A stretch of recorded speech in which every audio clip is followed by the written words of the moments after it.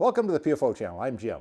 In a lot of our videos, you'll see glimpses of our 2012 Toyota Tundra. Some of the videos even feature that truck and the work and upgrades that we've done to it. Throughout those videos, you may have noticed a transition from this pretty ugly brown truck with a blue topper on it, and some point along the way it made this transition into what I think is a pretty decent looking pickup truck. We recently finished a full blackout project on this that included the truck topper and the rear bumper, which is an absolute mess. It was dented all up. I had to straighten it and then refinish it. And what else did I do? The running boards and all of the SR5 and Toyota marquees on the doors and on the tailgate. We did the full grille surround as well, the skid plate underneath. And the last piece of that was cleaning up and refinishing these wheels in black. These are the factory aluminum wheels, and this truck has spent all of its life in the northern areas where they use salt on the roads in the winter, and that not only eats up the iron on the vehicles, but it really messes up the aluminum over time as well. So these things are in really bad shape. I've watched a lot of videos on refinishing car and truck wheels, and in a lot of them, people leave the tires attached while they're refinishing the rim. I don't like that approach. There's three main reasons why I chose to take these tires off of the wheels. First reason is that with the tires on them, it's just way too heavy. I have to flip and tip these things all over the place to reach all the surfaces to clean them up and then repaint them, and I just didn't want the extra weight to have to handle every time. And the second reason is that at least one of these tires has suffered from repeated rim leaks. That's almost always the result of corrosion building up in between the tire bead and the inner rim of the wheel. So the best way, really the only way to solve that problem, is to take the tire off and clean up that inner edge of the rim. So this is my opportunity to do that. Third, and probably most important for me, is I really don't like the looks of the raised white letter sidewalls on this. These are the tires that were on this truck when I bought it, and there's still too much tread life left on these to justify replacing them at this point. So I really needed an excuse to pull these tires off and put them back on with the white letters facing inboard instead of outboard where I got to look at them. And I know this is going to stir up a lot of dust, so I'm not only doing this outside the shop, but I'm also wearing a pretty substantial dust mask. I've never refinished wheels like this before, so it was a learning curve for me, but I'll share with you all the different tools and techniques that I figured out to be able to reach into all the places to get these nice and cleaned up and ready to repaint. Now these wheels were a serious mess, particularly on the inside. This inside surface just really never gets cleaned, and so the buildup of road grime and brake dust and road salt really makes a mess of these. The salt has been eating in behind the clear coat and making quite a mess. This wire wheel on the drill, it's a little bit too hard to control. If you don't push hard enough, it doesn't do much, and if you push too hard, it wants to do a burnout and take off across the face of the wheel somewhere.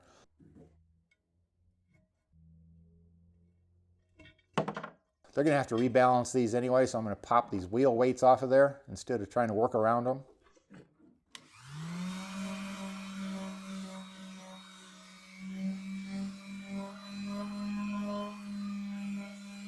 This pointed-nosed palm sander turned out to be a really useful tool for this. So this is what I end up using for most of the larger, flatter surfaces.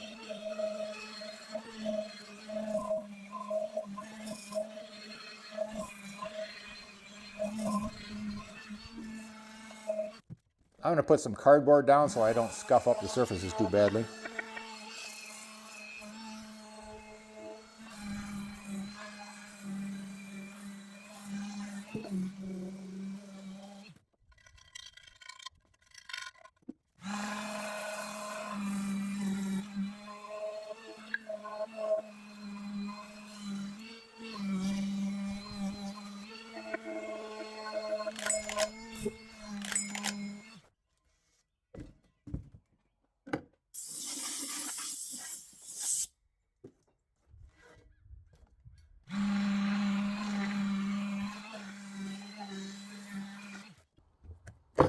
For all these interesting little shapes down in there, I picked up this kit from Amazon.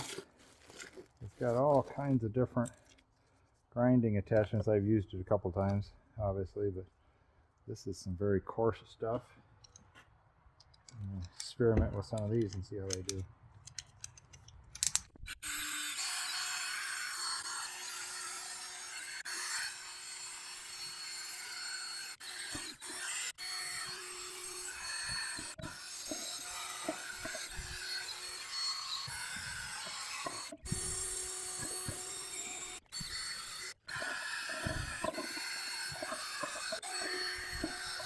This is like a really coarse Scotch pad type of material.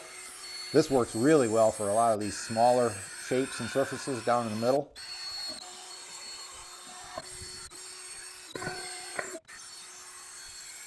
Wow. That's a big difference. Yeah. That will help the paint stay on better or something? Yep. Yeah, I got to get all the loose dirt off. The inside's all corroded up. The clear coat is lifting because the aluminum is corroding behind it.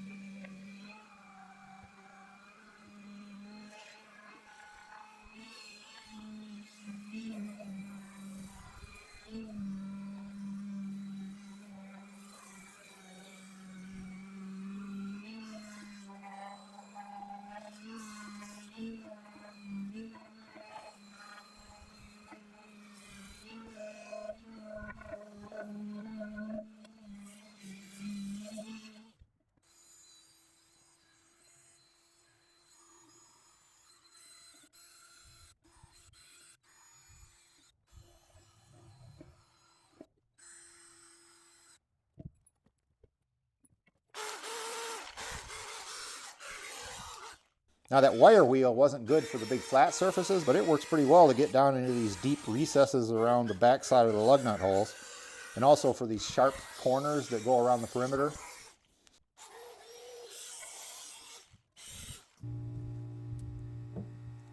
Yeah, I need to cover up these tire pressure sensors. I don't want dust and then eventually paint getting into these.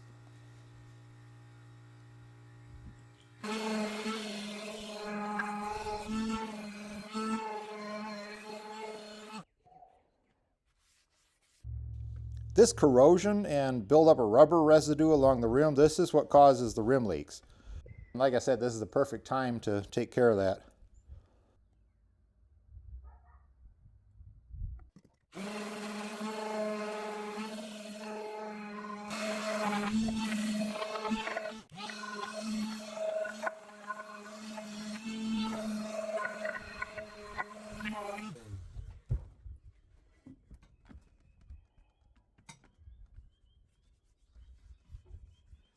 I ended up switching back and forth a lot between different tools. I'm back to the small abrasive disc for some of these smaller shapes down in here. But this cordless drill doesn't spin it fast enough, so I'm going to get the plug-in electric drill out here and spin them a little faster. It's not that I don't have all day, I just don't necessarily want to spend all day on the end of these tools.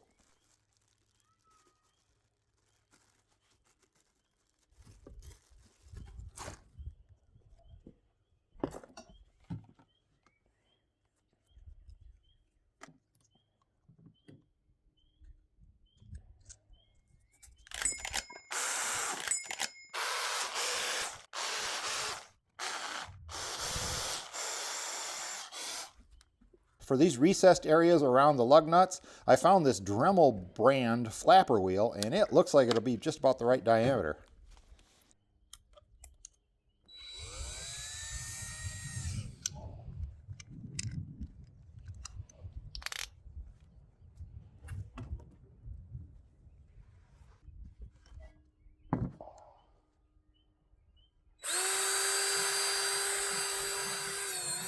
Yeah, that's perfect for those particular surfaces.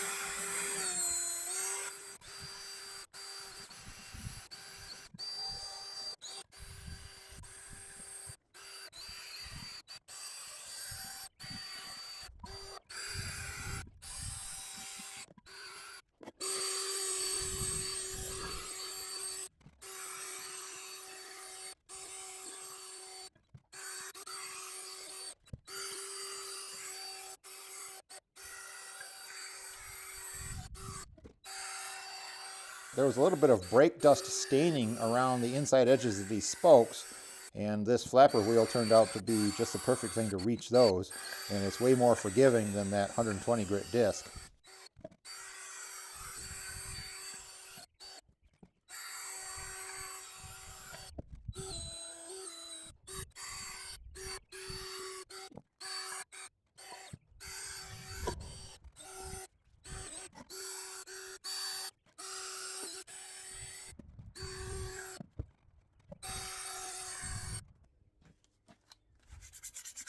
I'm going to finish up here with a thorough hand sanding, and that'll help me feather out any of the tracks left by the power tools.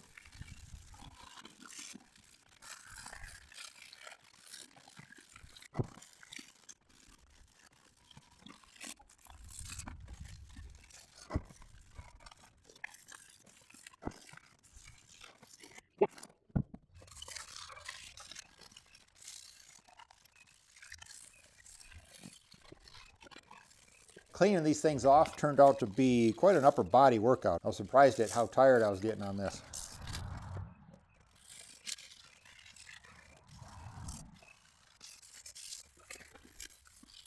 Now for these through holes here around the lug nuts, I need something a little bit smaller diameter. It looks like about the size of my thumb. So I looked around the shop and I found this battery terminal cleaning brush, and the big end on that ends up being perfect for getting down into these lug holes.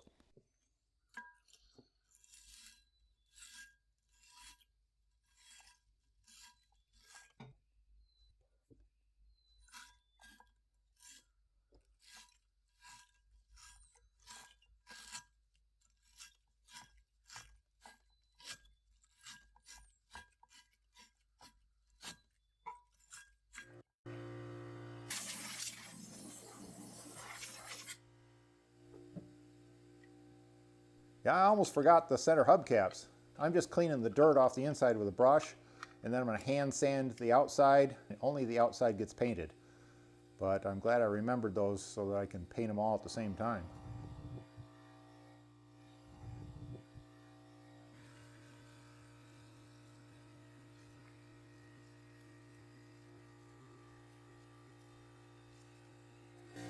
Before painting these, I want to fill in some of the worst spots of curb rash. I don't know if curb rash is so appropriate. With me, it's more likely to be rock rash. If I put a gouge into these wheels, it's going to be up in the mountain somewhere. I can't speak for the previous owner though. Before I put on the filler, I'm going to wipe it down with isopropyl alcohol so the filler will stick well.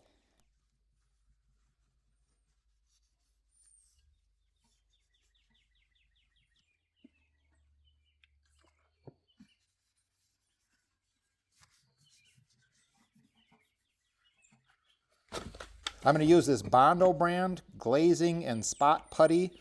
It's number 0907. This is a 4.5 ounce tube, and it was way more than enough to do all 4 wheels. They weren't in that bad a shape.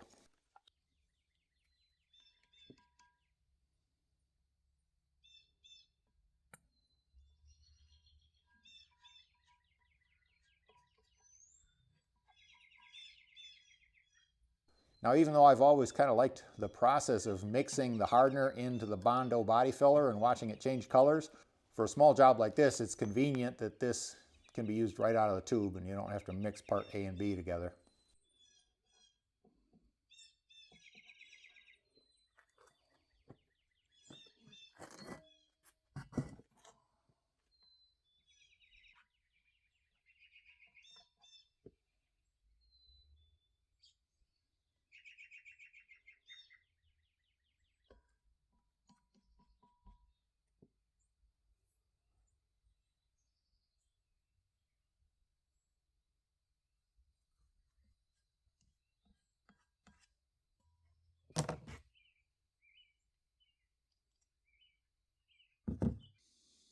It says it'll dry in 20 to 25 minutes, so I'm going to start cleaning up the next wheel while I'm waiting.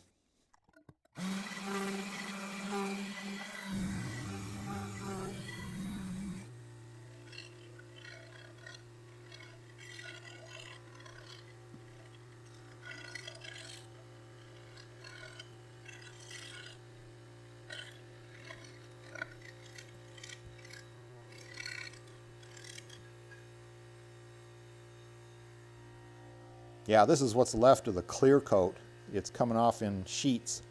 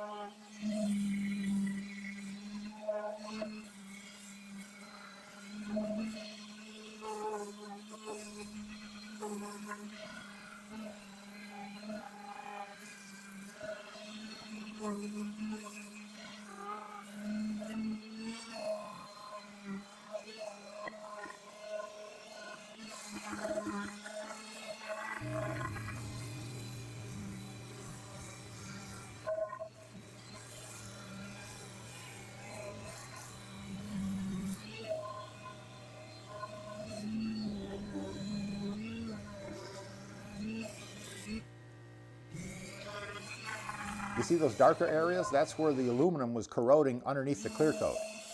Now when steel corrodes, it creates ferric oxide, which is the red rust that we're familiar with. But when aluminum corrodes, it creates aluminum oxide, which is a gray to black compound. So that's why those look darker in the areas where the corrosion took place.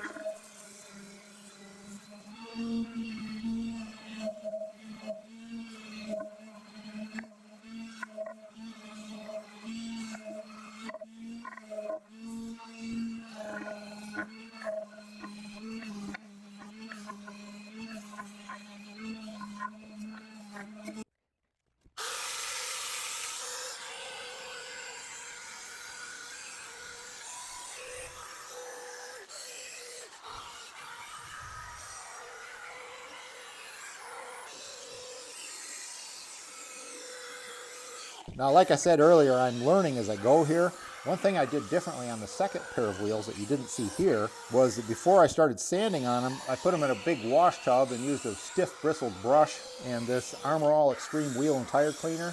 That got a lot of the road grime and brake dust off of them, and I think it made the sanding process a little bit easier. Unfortunately, I didn't get any video of that part of the process, so can't show that to you. This is not a paid promotion. I don't have any kind of a professional relationship with the manufacturers of any of these products you see on here.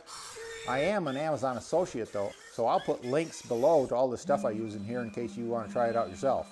I do earn a small commission if you use those links, but there's no added cost to you for doing so. It's a great way for you to support the channel, and it keeps me motivated to put out more interesting and useful content like this.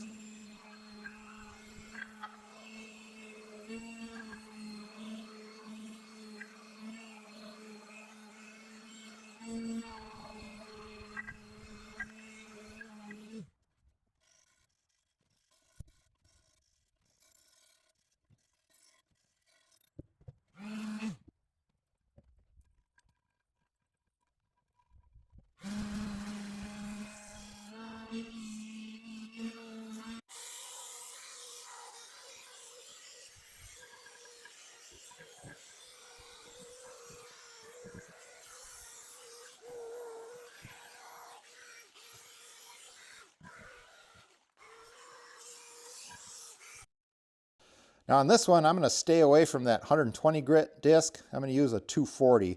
Hopefully that will require a little bit less hand sanding to feather out those scratches left by the 120.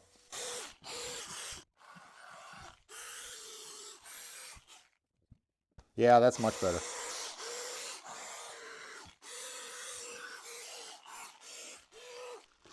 This little kit of abrasive discs I got is pretty cool.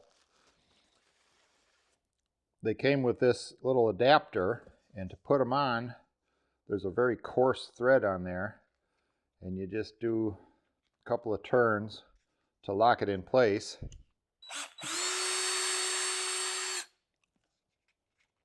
And it's really easy to switch them out.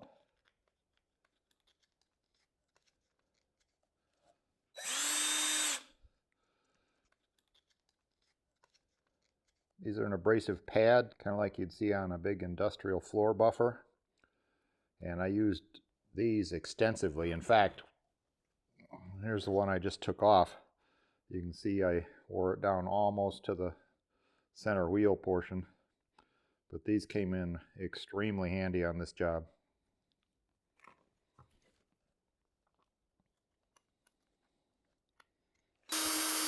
But it only works in one direction, because if you reverse it, it just unscrews.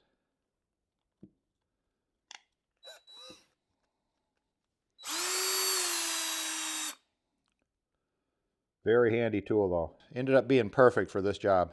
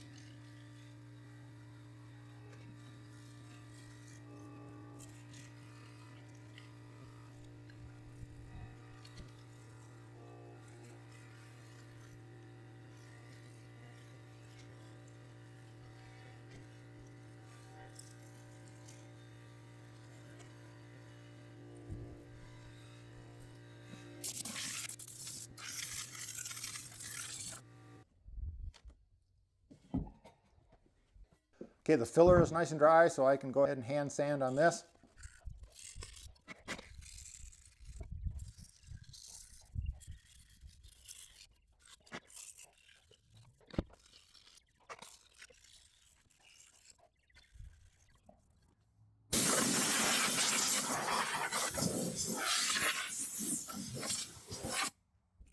This other wheel didn't have any bad spots on it, so I'm going to skip that step there.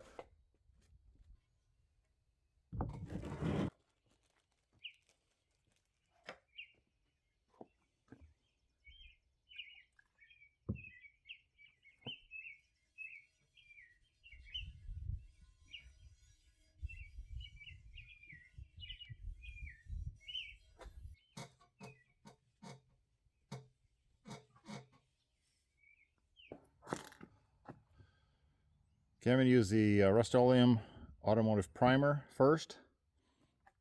And it says to apply at least 2 coats a few minutes apart. And then it says to top coat before 1 hour or after 48 hours. So I'm going to do the before 1 hour. And I'm going to top coat it with this Rust-Oleum high performance wheel paint. It's kind of in a satin finish black.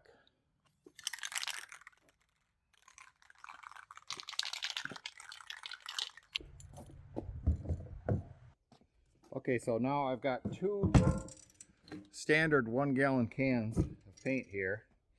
And what I'm going to do with this is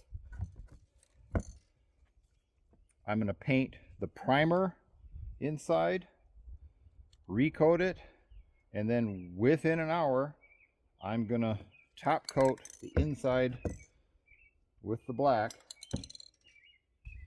And then I'm going to pick it up like this, put a can under it, and set it down like that. That way it's up off of my edge, so my fresh paint isn't getting scuffed up on the back of that, and I'm completely free then nice and solid to do my primer on the front, and then within an hour do the top coat.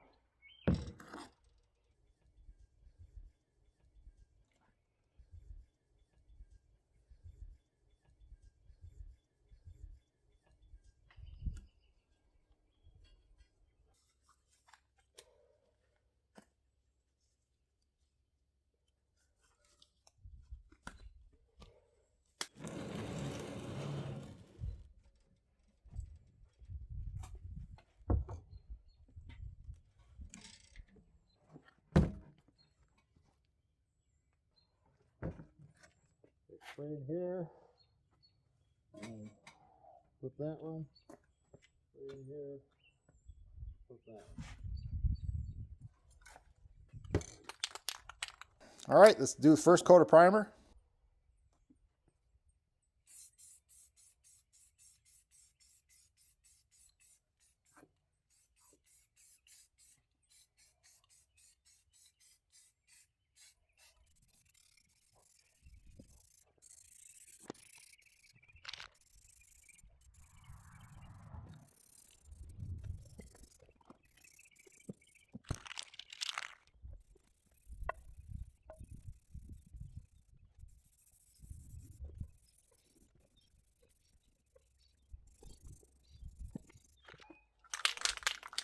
And the second coat of primer.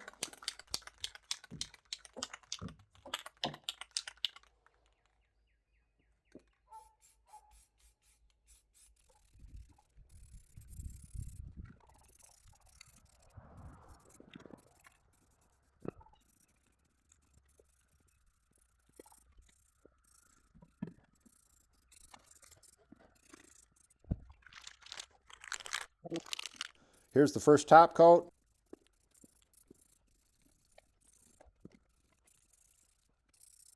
Now in the video, I don't know if you can even tell the difference between the primer coat and the finished black coat.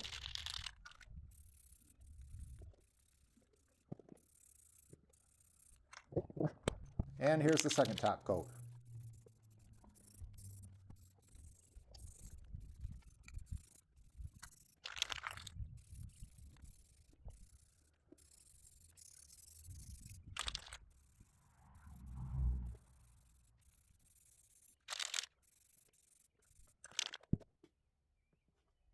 Okay, it says it's dry to the touch in 10 minutes and completely dry in 30. So after 10 minutes, I'm going to flip it and start the other side.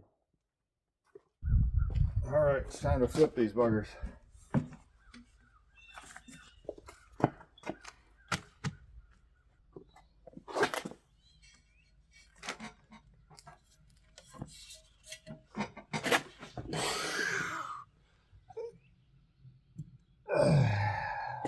Takes a little more strength than what I had figured.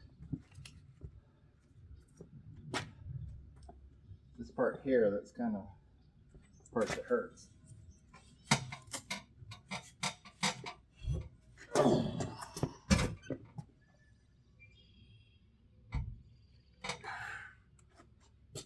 All right. Primer first. Don't want to forget which step I'm on.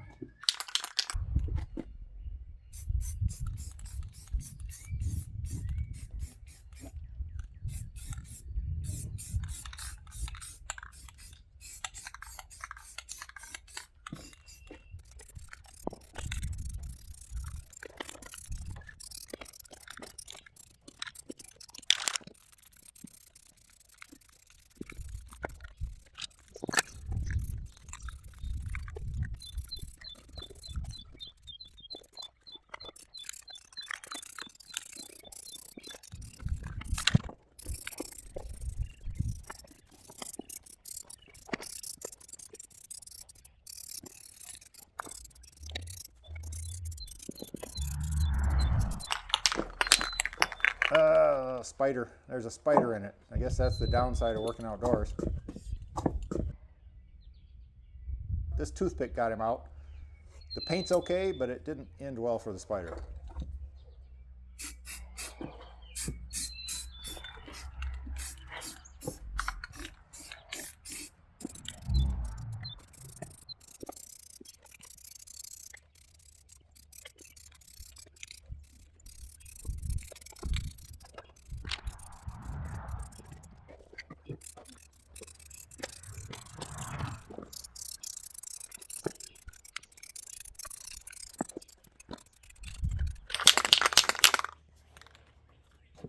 I used 6 cans of the primer and 6 cans of the color coat on this, and I might have been able to get by with the 5 if I'd have paced myself a little bit better.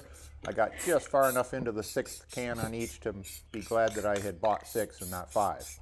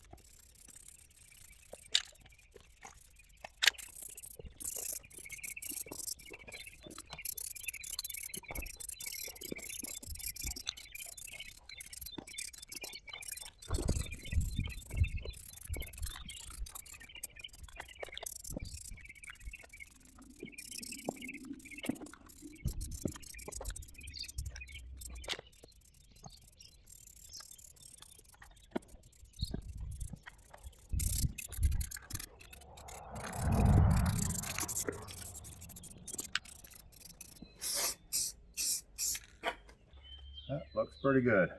I just hope that the paint holds up to the process of mounting the tires back onto them. That'll be the first test. Well, they're all dried. I'm glad I brought them inside last night because it's raining out there. You can probably hear it raining.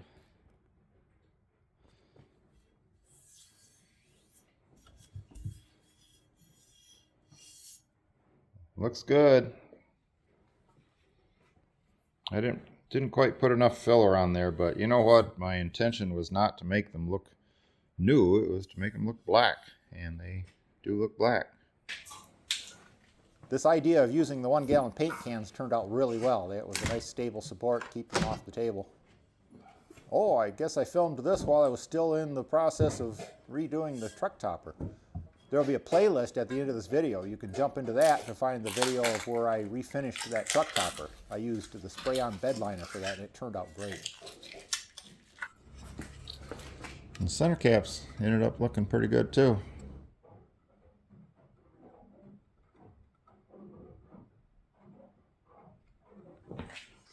Yeah, they got the black side out. That's a great start there.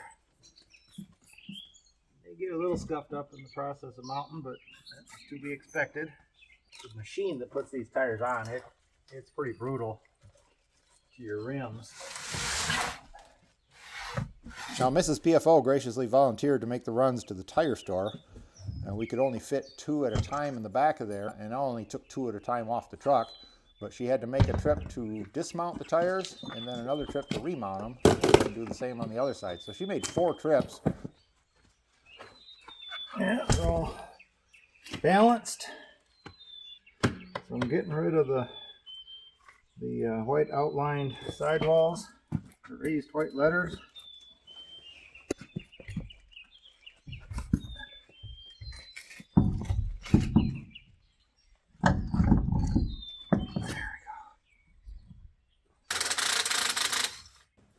Alright, well, I will do the other side just like that and then show you the end result.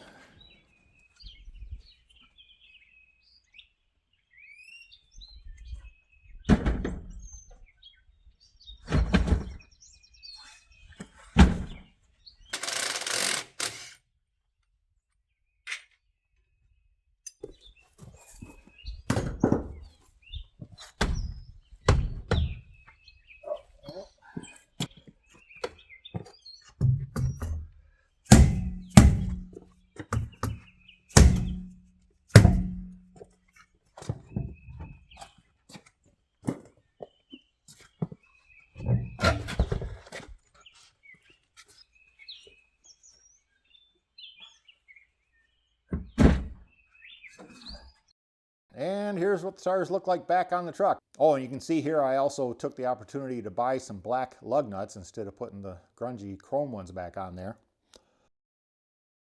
So this is the whole blackout project. The topper and the rear bumper and the running boards are spray-on bed liner. And obviously did the wheels and all the marquees, the SR5 and the Tundra marquees on the door and the tailgate, and the whole grill. And I put new blacked out headlights on it. Well, that's it. Leave a comment. Let me know what you think. Thanks a lot for watching. PFO channel out.